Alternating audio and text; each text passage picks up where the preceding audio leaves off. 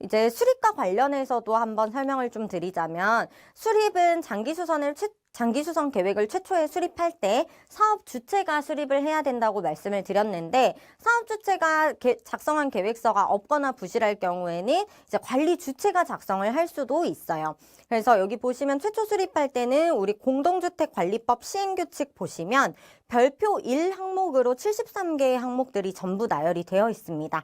그래서 별표 1 기준으로 수립을 해야 된다는 거 유념을 해주시고요. 최초에 수립할 때는 별표 1의 수선주기라든지 수선율을 그대로 이제 따라서 수립을 해야 되지만 이후에 3년 한 번씩 또는 이제 3년이 되기 전에 입주자 과반수의 서면 동의를 받아서 수시 조정을 하실 경우 이럴 경우에는 단지 특성에 맞게 단지의 사정에 맞게 수선주기라든지 수선율을 조정하실 수가 있습니다. 그래서 아까도 말씀드렸던 것처럼 주택법 때는 이제 시행규칙 별표 5였는데 공동주택관리법 시행규칙 별표 1로 변동이 되면서 수선 항목이 기존의 147개 항목에서 73개 항목으로 줄어들게 되었습니다. 그리고 여기 맨 아랫부분 보시면 별표 1에 있는 항목이 우리 단지에 있는 시설물이거나 단지에 있는 항목이라면 이 항목은 장기수선 계획서에서 절대로 빠지면 안 돼요. 그런데 만약에 이제 별표 1 항목에 있는데 우리 단지에는 없다. 예를 들어서 우리 단지는 지하주차장이 없어요. 그러면 지하주차장 뭐 바닥이라든지 아니면 주차 차단기가 없는데 주차 차단기라든지 이런 게 굳이 장기수선 계획에 들어가 있을 필요가 없겠죠. 장기수선 계획이란 말 그대로 우리 단지의 주요 시설물을 교체하고 보수하기 위한 계획이기 때문에 단지에 없는 항목은 굳이 반영하지 않으셔도 되고요.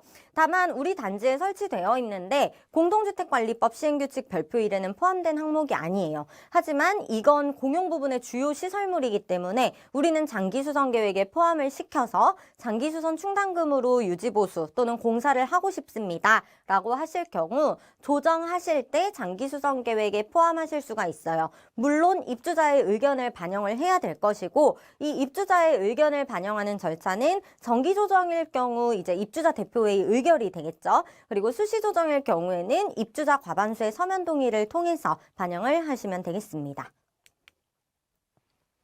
이 장기수선 계획서를 수립할 때 반드시 포함되어야 되는 항목들이 있는데요.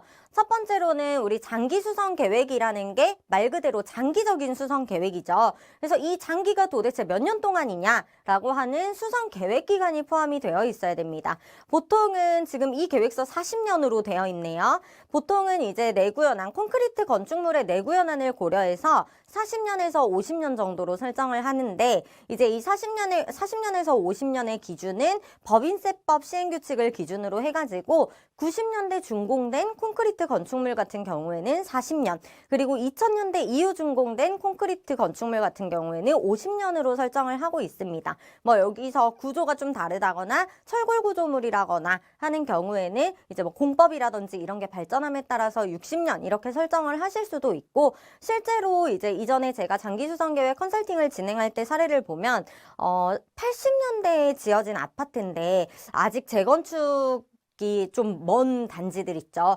그런 경우에는 이제 계획을 뭐 60년 이렇게 잡아서 앞으로의 공사 계획들을 세워놓기도 합니다. 그래서 이거는 뭐 법적으로 정해져 있는 게 아니기 때문에 40년을 하건 50년을 하건 60년을 하건 그건 단지 상황에 맞게 유동적으로 조정을 하시면 되고요. 보통은 이제 40년에서 60년 사이로 설정을 많이 하신다는 것만 유념해 주시면 되겠습니다.